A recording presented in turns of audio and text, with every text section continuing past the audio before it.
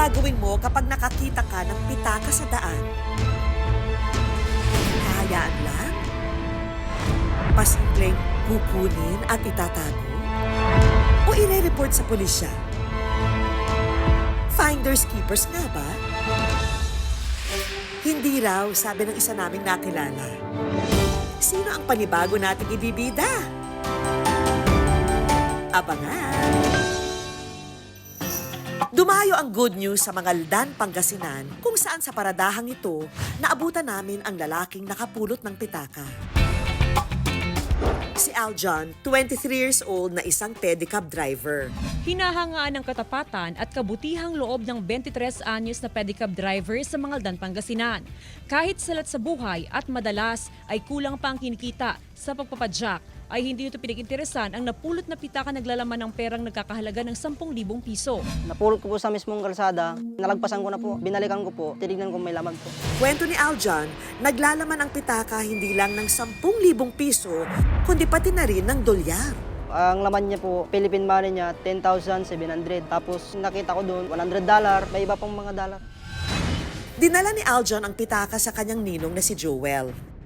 Ang dalawa, nagsabwatan na. Pero hindi sa pagnanakaw ha, kundi sa kabutihan. Tignan mo yung wallet kung may contact number, tapos tawagan mo. Sabihin mo sa kanya na magkikita kayo sa mayor's office. Ang pitaka pala, pag-aari ng isang lalaki na magbabayad daw sana ng matrikula. Kaya laking pasasalamat niya na naibalik ito sa kanya. Kailangan po natin ibalik, kahit na wala naman silang ibigay, ang importante po, nakatulog po sa kanila. Bilang pabuya, binigyan ng mayor's office si Aljon ng grocery at 1,000 piso. Hindi man daw kasing laki ang halagang nauwi niya, malaking tulong na raw ito para sa kanyang asawa at kambal na anak. Kahit na sabihin natin na blessing na sa atin yun, kung ibabalik po natin yun, mas malaking blessing pa po yung darating sa atin. Sa mahigit 1 dekadang pamamasada ni Aljon, hindi raw ito ang unang beses na nakapagbalik siya ng mga importanteng gamit na kadalasang naiiwan sa kanyang pedicab. Madalas po na naiiwan po dyan sa padyak ko, cellphone po, pagka tumawag naman, ay hindi ko napapatin, balikan mo na lang dito sa may Magic Toda. Bye-bye! Naway tularan ka ng mas marami, Aljon. Kaya ngayong Sabado, ang katapatan mo ang inspirasyon namin sa aming eksperimento.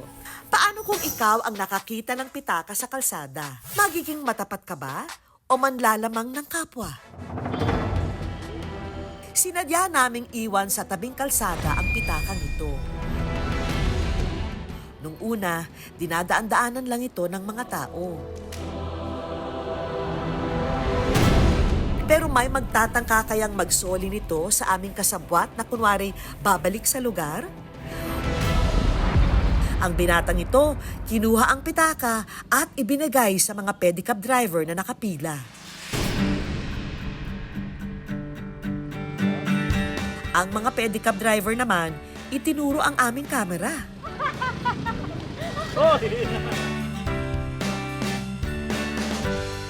Hindi na nagpaunlak ng panayam ang binatang nakilala namin sa pangalang Mark. Pero maraming salamat sa iyong katapatan, Mark, ha? Sa ikalawang pagkakataon, muli naming ibinalik sa tabing kalsada ang pitaka. Patuloy lang sa pagrolyo ang aming kamera. May kakagat kaya sa aming pain? Ang lalaking ito, itinuro sabay dinampot at itinaas ang pitaka. At nang mapagtanto ni Kuya na may kamera, bigla nitong ibinalik ang pitaka sa daan. It's time to reveal the good news, camera! Hindi ko nakikita na ano pala.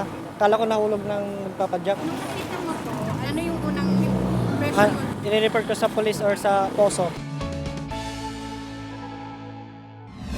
Dito sa park na ito namin isinet up ang aming kamera. Kasama ang aming mga kasabwa na magpapanggap na nakaiwan ng wallet sa isang bench. Hindi na kami magpapaligoy-ligoy pa. Lights, camera, action! Iniwan na ng kasabwat ang pitaka sa ibabaw ng lamesa. Maya-maya pa, isang lalaki ang lumapit sa mesa. At dinampot ang pitaka.